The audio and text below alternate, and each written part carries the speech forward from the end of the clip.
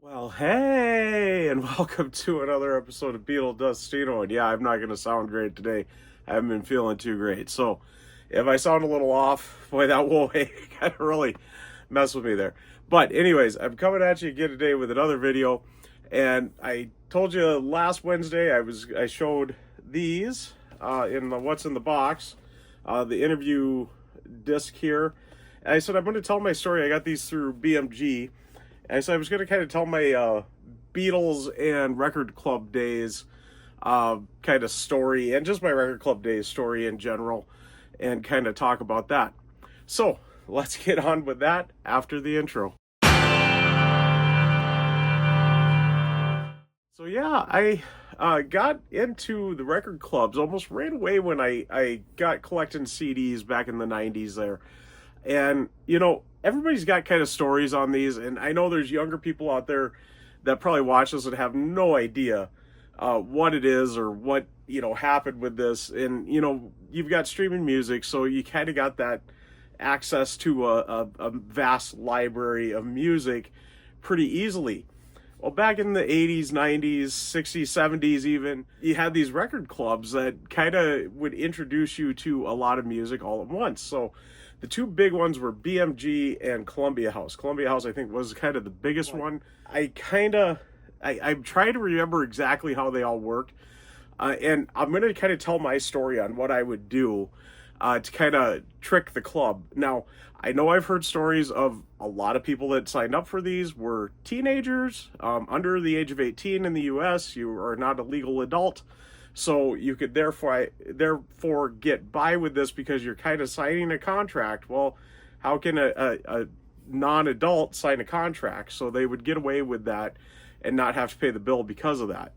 That was kind of one thing. I know people would set up fake accounts and, use different mailboxes, stuff like that, and get all kinds of CDs, records, whatever sent. And I know they went back as far as records. I remember my dad even telling me he was in Columbia House or something for records before. I think even as I got cataloging some of his collection there, I did find one or two that was a club edition one. So, and they basically printed their own stuff and, made their own stuff. And that's how they kind of got by with the rights and everything on it. But they were getting older stuff. So you never got the newest release.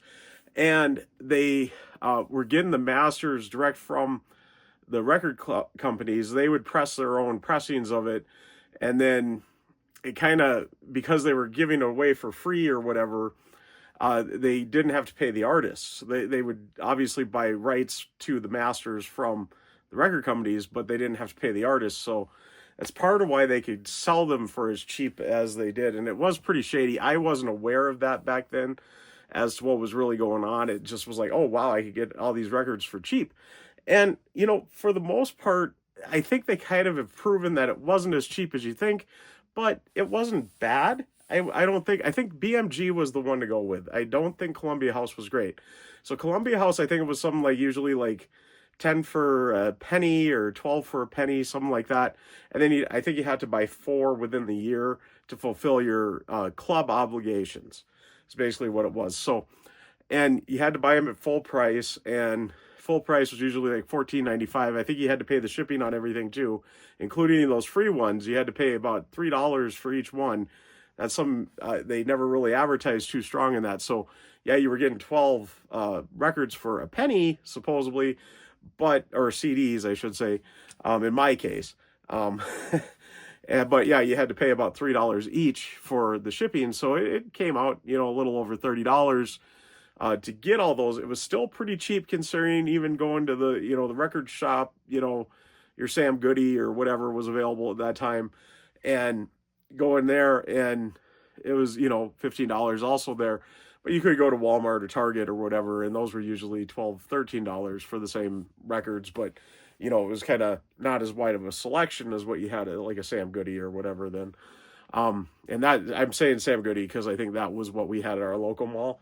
So that's kind of what I'm used to. I know there's other, kind of record stores like that, chain record shops like that. But yeah, I can't remember the exacts on Columbia House. That was about the best I could see. And Now, one thing that I would do is I would watch, because if you paid attention to the catalog, and that was the other trick on it, they would send you these monthly, and I think they sent them more than a month. And you had to send in the little slip saying, I don't want it or I do want it. Otherwise, you would get charged for that CD. They'd ship the CD out and they would charge you. Well, if you forgot to send that out, what I learned, and I think I learned this from them, but I somewhere said that it was kind of a shady practice, you would just write return to sender on the box. Not open the box, write return to sender, ship it right back. And that was what I would do a lot if I did miss, which I rarely did, but I know every now and then I had to write that and put it back in the mailbox and say, yeah, get rid of that. Yeah, you could kind of do that little trick if you missed your card getting sent back. And then I would look for it. I seem to remember they would have little deals every now and then where you could get like I said, it was $14.95, I think, is what the normal price was usually. You could look and see, and sometimes I remember in the catalog they would have, oh, this is on sale, and this will still count towards your full price. So I would look for little deals like that. And there was usually an album or two that you were interested in that you could get on that sale. So maybe you'd get it for $9.95, and that would count towards one of your... So right there, you were already saving a little bit. And I seem to remember I would really watch for that. And I almost want to say these were kind of in one of those type of situations. I want to say I didn't pay more than $15, I think, for these boxes, which had 5 CDs in each. I think then by buying this, it counted towards 5, because there's 5 discs. I think it counted towards 5 towards your obligations there. So just buying one of these fulfilled your obligations. However, these were both through BMG. And I think I kind of pointed that out. You can see on the bottom there. With BMG stuff, instead of a UPC, you got that little thing. That's one way you can tell a BMG one. Columbia House usually did have a UPC, but yeah, these I know for sure are BMG just because of that.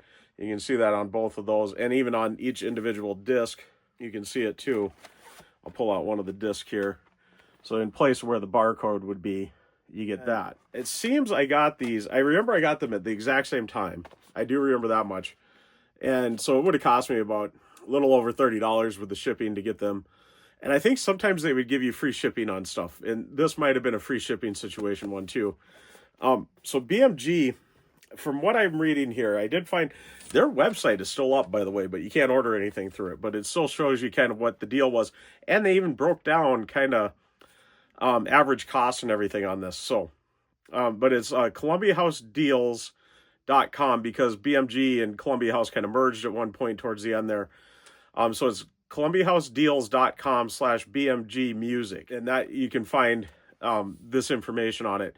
But the last one that it was, and I do seem to remember that this is how it was 12 CDs for the price of one. Pick 7 for free to start, and they would just ship you out 7 CDs, and then you were obligated to buy one at regular price of $14.95. Then pick 4 more, and that's how you got your 12 CDs for the price of one. So it seemed like, and then it seems like you were done with your obligation on that too. So once you pick that one, you were done with the obligation. BMG, I think, just breaking that down, that is not a bad deal. And the fact you were done with your obligation right away, once you bought that one. And it seems like you could get all 12 right away. It's just that you paid right up front for everything there with it. And you could just get it done and over with right away. But it seemed like BMG had the most little deals like this too. And it seemed like I stuck with BMG the most. But what I would do is I would fulfill my obligation with either one, BMG, Columbia House, and then I quit. Because you had that, once you're done with the obligation, you wrote a little letter saying, I want to be out of the club for now. And you'd send that away. And then what I would do, so I'd start, say, with BMG, and I'd do my obligation, quit. Then I'd sign up for Columbia House, do my obligation, quit. Then I'd sign up for BMG again. So I just kind of altered it. So it wasn't like I was just going back to back to back. And that, would give you, half a year or something like that to kind of pad it in there. But yeah, it breaks down though with this deal with BMG. The breakdown of the shipping plus CDs cost was about $45.16 they were showing. So the average cost of a CD with that is $3.76, which is not bad. Really is not bad. Now, me being a Beatles collector at this time, just really getting into the Beatles. I was so Beatles focused, and I just wanted anything Beatles, even though I kind of ignored the solo stuff. And you obviously couldn't get, you know, the mainline stuff. You couldn't get Abbey Road. You couldn't get Rubber Soul, whatever, through that. For some reason, those weren't, I guess, you know, Capitol, EMI wouldn't allow those into the record clubs. Now, you could get stuff like this, and that's obviously what I got here. I saw these. I'm like, oh, Beatles. I'm going to check that out. Not realizing, you know, kind of what they were, whatever, but I'm like, okay, Beatles, let's check it out. So I got those, and I'm going to put these back up, so I don't get the big hole there on the shelf. And then you can see, hey, that's not a background. It's actually there. Well, it is a background, but it's actually there. See, I can touch it. It's there. There it is. All right. So I got quite a stack here, though, of, you know, Beatles stuff that I could get through that. And I think I could have got a lot more. But this is my kind of Beatles haul from BMG Columbia House. This one I think is a Columbia House, and I know I got it through there. But Paul McCartney, one of my first solo Paul McCartney albums I got, which is the Tripping the Life Fantastic Highlights. I think these were pretty much just available through the clubs. They might have been. Oh, and by the way, have you ever seen me doing this? I've explained that. Somebody asked me in one of the questions here recently, Robert P., why I do this. It's so you can see the spine. If you can see my eyes and any of my face, the camera's going to focus on that, and then there's just a blur for the spine there. But there, when I show the spine, you can actually see it. But yeah, this would have been a Columbia House one. Looking at that, see, it's got the barcode. But if you know how to read on that, you will see it's a club edition, where Columbia House made it. I think it says it somewhere here. Let me see if I can find it. No, I don't see it, but I know I've seen it where it says Columbia House. I don't see it on this, but I know I got this through Columbia House, and I don't think I've got another copy of it. I've got a EU copy of it recently because that's got all my trials on it instead of Put It There, I think is the one that replaced. So, and that was the only place, Tripping the Life Fantastic or Tripping the Life Fantastic Highlights, that was the only place you could get that one. So I've got a copy of that just to say I had it. But yeah, I got Tripping the Life Fantastic Highlights. Another Paul McCartney one I got, looks like it was Columbia House also with this one, is All the Best. This is the US version. So as you see the track listing here soon, you'll see that is not featuring the studio coming up. It's got the live coming up on it, I think. And then, or does it even have coming up? Oh, no, it does. It doesn't state it, though. But yeah, that would be the live version of coming up. And it's also missing Mullican Tire. And I can't remember which ones there's another song that's missing and some that it has. But yeah, that's the US All the Best. Then I also got John Lennon, Yoko Ono, Double Fantasy. This one is a BMG, I can see. This probably alternated when I did my alternate between Columbia House and BMG. There you can see the BMG one there. Did I show you the disc on this one? I don't think it really matters, but I'll just show it there. There we go. I know I've shown it before, but yeah, just kind of showing if you can see any differences here on the disc. The BMG ones, it seems like you could see, yeah, I could see right there, manufactured for BMG Direct Marketing, Inc. under license. Should be able to see that there. But yeah, there's the disc on that one. Also, this would have been Columbia House. It seemed like I got these together, but I got the John Lennon collection. I remember it seemed like I got them at the same time almost, but maybe I didn't because there were so many off of Double Fantasy on here. But then I was just hungry for anything Beatles, and I just picked this up because this was one that was available. And I'm still trying to see, it says it there, but yeah, I know this is a Columbia House one. These I know for sure I got together, but Ringo Starr would be another one that I got. So the All-Star Band, the first All-Star Band one. Cover my face again so you can focus on the spine instead of my face. And this one is BMG for sure, as you can see there. No barcode, but the BMG, manufactured for BMG or by BMG. So there we go. And then I know I got this at the same time, and yeah, this is BMG also, but the volume 2 of the All-Star Band. And yeah, at first when I got listening to the Beatles, I just did not understand the solo stuff. And these really confused me. I remember when I got these, that I've been watching the anthology, I've been watching that, and I don't know why it just didn't hit me that they had a solo career. Like, I know I was even confused, like songs like Uncle Albert, Admiral Halsey, I thought was a Beatles song. Live and Let Die, I thought was a Beatles song. But I was so naive when I started out on this, but I know now. I do know now. So another kind of Beatle-esque stuff I picked up. I got this Badfinger Live, Day After Day Live.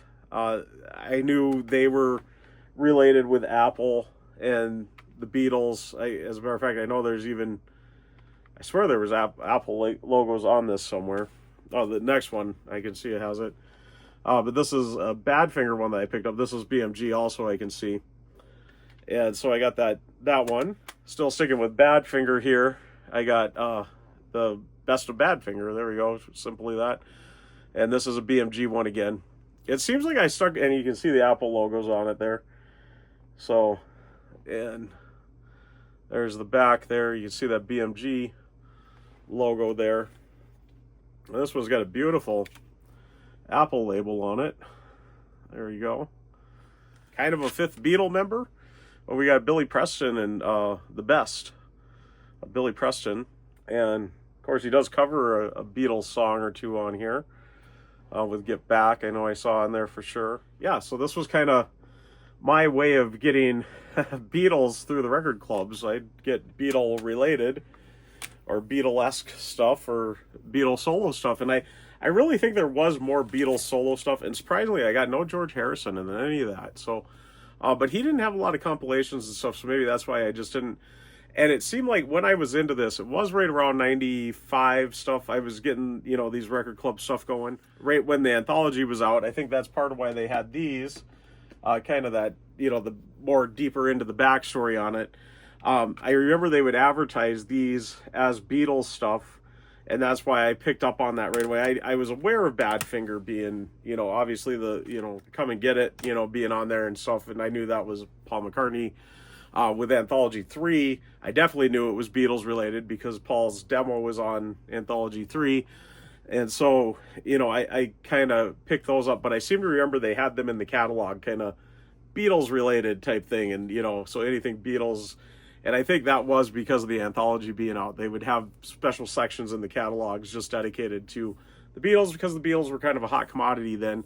Not that they're ever not a hot commodity, but at that time, they were definitely trying to take advantage of the anthology being out and, the Beatles being in, two new songs were just released, so forth and so on. So they couldn't sell copies of the anthology, but they could sell this stuff. So, that was kind of what you could get in place being a Beatles fan trying to go through the record clubs, I guess. And, it seems to suit, the record clubs seem to suit kind of my area here because from what I understand, well, first off, they were made in Terre Haute or something, Indiana. I don't know if I'm saying that right. I don't know Terre Haute, how close it is to Indianapolis and that, but I've kind of always assumed it's kind of small town Midwest, kind of like about the size of my town here, about 50,000, 60,000, 70,000, kind of in that range. But yeah, kind of that Midwest, whatever.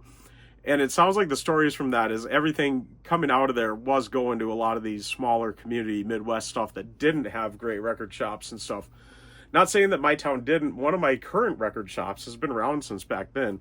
So, I mean, I know I had that available, but I just didn't shop there. I didn't go to, Mom and Dad went to the mall, so I'd go walk around the mall. I'd pop into Sam Goody or whatever it was at the time.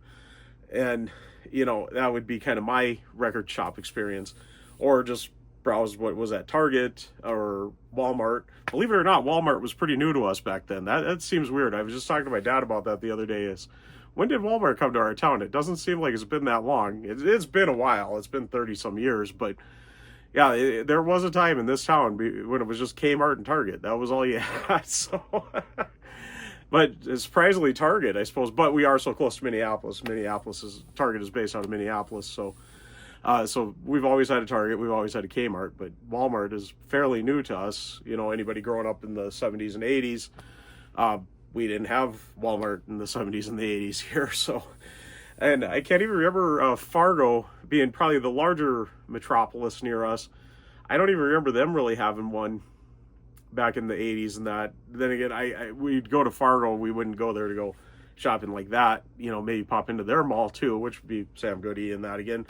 But yeah, we wouldn't go seeking out Walmart, I guess. So, but I do remember shopping at Target down there too. So maybe we would. I don't know. Anyways, but that's kind of my just experience of the Beatles with Columbia House BMG, and kind of how I handled the record club. I always paid my bill. Not saying I didn't get the collection agencies after me, but I did pay it. So I always was upfront with that. And, you know, I would just, you know, once I got learning that little trick of just, okay, fulfill your obligation, quit the club. So that way you don't got to worry about the little thing coming it seemed like it was every other week, possibly even every week. Supposedly it was monthly, but it seemed like it was all the time. And, you know, not having to worry about that and that, quit the club, join a new one, get the whole, you know, big opening package again there. And you got so many. And I really filled my collection pretty good just doing that. And I, you know, was pretty honest with it. And, you know, breaking it down, if that is about the breakdown on it, that it was about, you know, $4 a disc, that's not too bad. Overall, I don't think Columbia House broke down that good, though. So when you had to buy 4 at full price, that's pretty pricey, even though you were getting all those. Yeah, I think Columbia House ones were a little more expensive. So, but I think that's why you see a lot more of those in my collection. So, because I think I stuck with BMG the most. But anyways, I'm going to get wrapping up because I don't think my voice is going to quite take this anymore. And I still got one more video to film. Before I do, though, I am going to thank all my subscribers, and thanks to you new subscribers. And if you haven't subscribed yet, please do. And do hit the notification bell so you know when I got new videos coming out. Also, please give the video a like. It really does help out the channel and the video. And like I always say, if you stuck around to this point, you must like it. So please give it a like and do leave a comment. I love having a discussion with everybody. Let me know your thoughts on record clubs. What did you pick up by the Beatles through the record club when you were in them, if you were in them? I'm assuming most of my viewers are in it because I think most of my viewers are actually older than me even. So I don't think I'm going to be explaining anything new to anybody through this video, but maybe, you never know, there might be somebody younger that doesn't understand these record clubs that might watch this and go, or you might watch and go, yeah, that's exactly what I did. Or you might watch and go, oh, I didn't do that. I got all mine for absolutely free. So, and I created new accounts or fake accounts and other PO boxes and whatnot. That's just crazy hearing some of those stories.